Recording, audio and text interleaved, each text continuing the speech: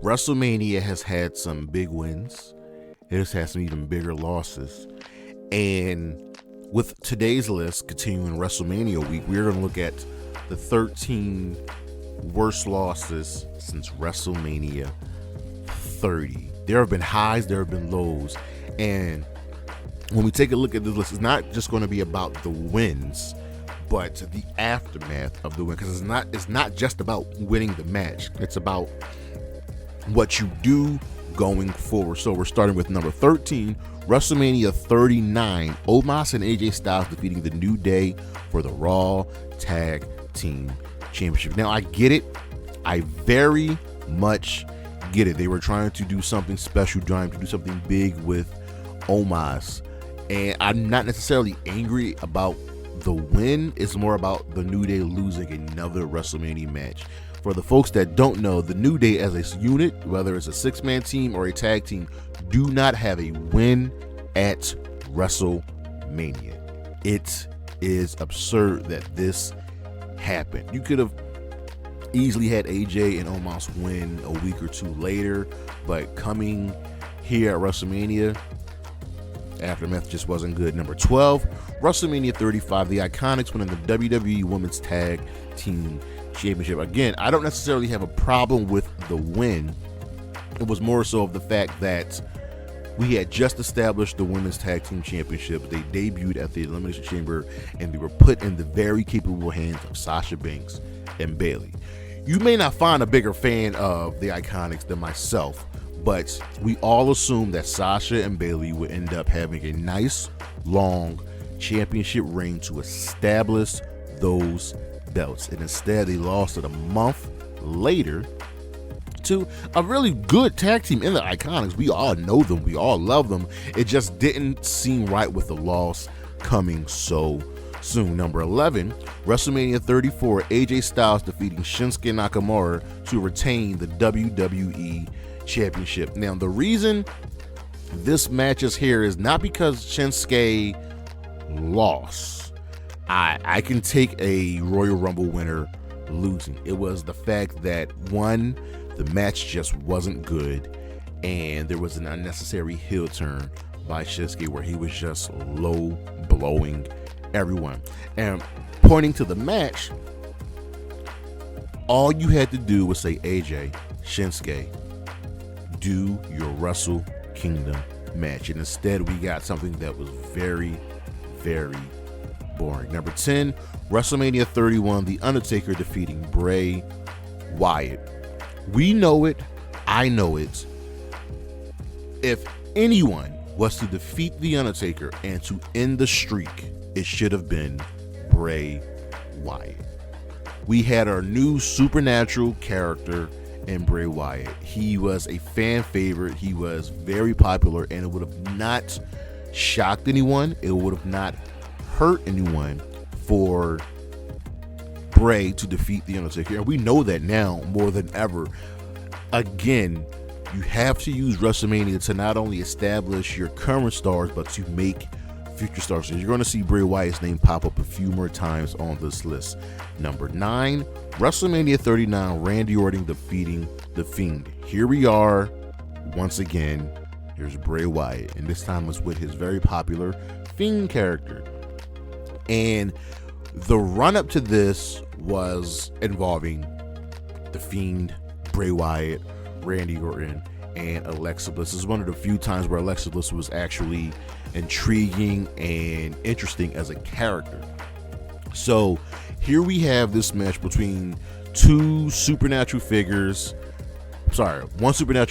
and a supernatural partner, and the match was just there. Y'all remember the box? What's in the box? What's in the box? The box-like structure. And it just did absolutely nothing. It was a horrible, horrible payoff. We should have gotten much better from these two. Number 8, WrestleMania 36, Alexa Bliss and Nikki Cross defeating the Kabuki Warriors for the WWE Women's Tag Team Championship. Now, this match is here for one simple reason and one simple reason only. In no universe should Alexa Bliss and Nikki Cross be able to defeat Asuka and Kairi Sane. These two women, Asuka and Kairi, outclassed Nikki and Alexa in every single possible and conceivable way. They are just better than them. And somehow we're made to believe that Nikki and Alexa could defeat them. Nikki, I can kind of believe because she's a wild card. She's crazy. But Alexa Bliss shouldn't be even held in the same breath as them. I know that they wanted to do something for the Pandemic Mania, but this just wasn't it. Number 7, WrestleMania 33. John Cena and Nikki Bella defeating The Miz and Maurice. This match was about love. And I do not doubt that at that time, John Cena and Nikki Bella loved each other. But here we are, years later, and once again, the aftermath. The Miz and Maurice, still very much married, still very much in love with multiple children. And the worst part about the ending of this match was that John Cena proposed to Nikki Bella after the match. They're not married. They're not together. They are with two different people. And this sucks because Miz and Maurice were putting in really, really good character work and comedy work, pretending to be Cena and Nikki Bella. It was just hilarious. And yet, you knew going into the match that they were not going to win. Number 6, WrestleMania 36. Charlotte Flair defeating Rhea Ripley to win the NXT Women's Championship. Now, this match is here because of the aftermath.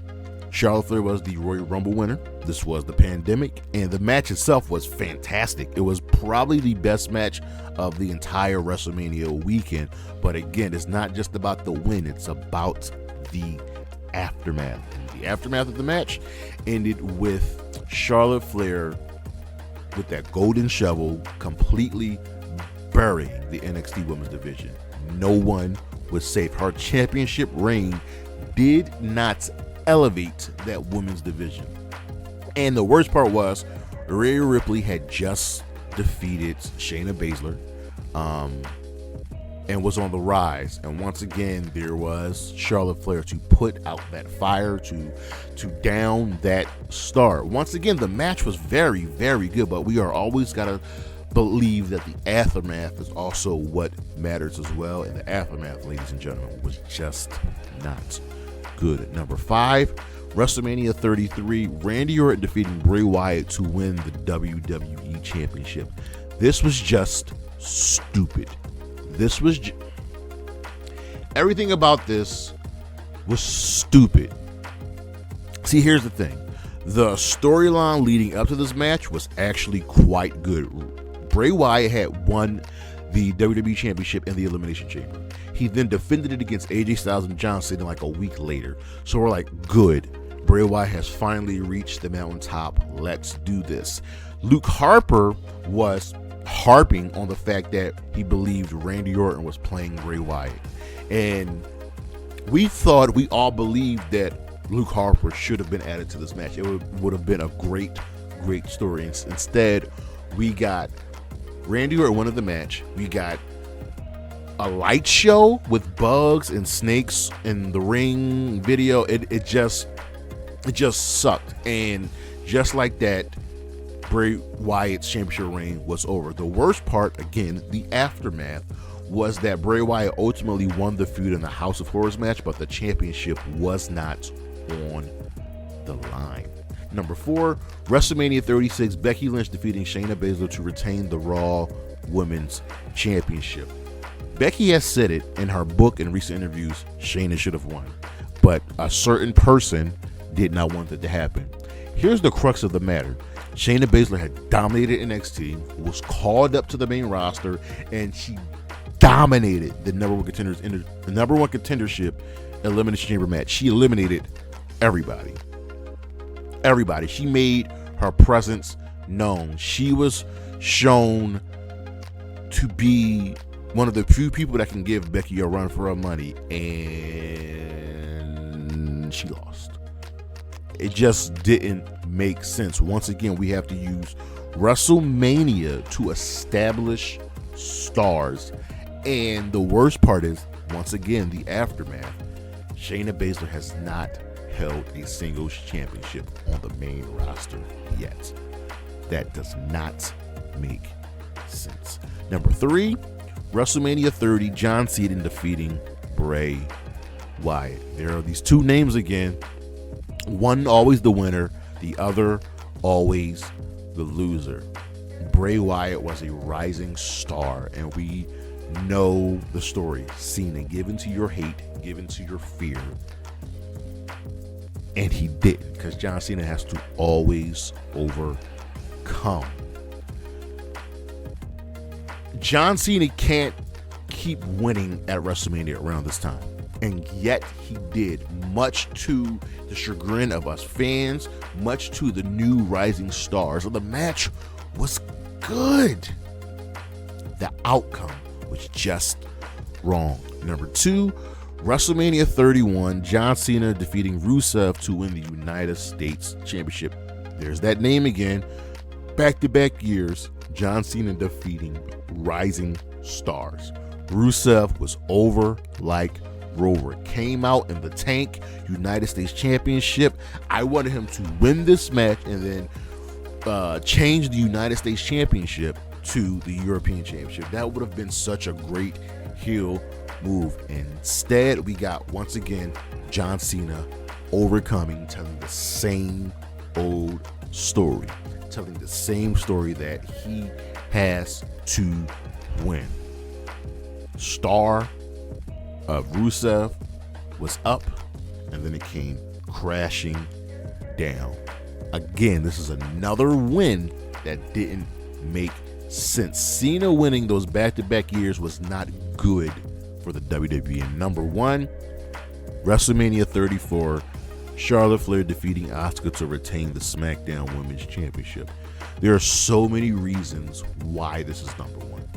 There are so many reasons why this is number 1.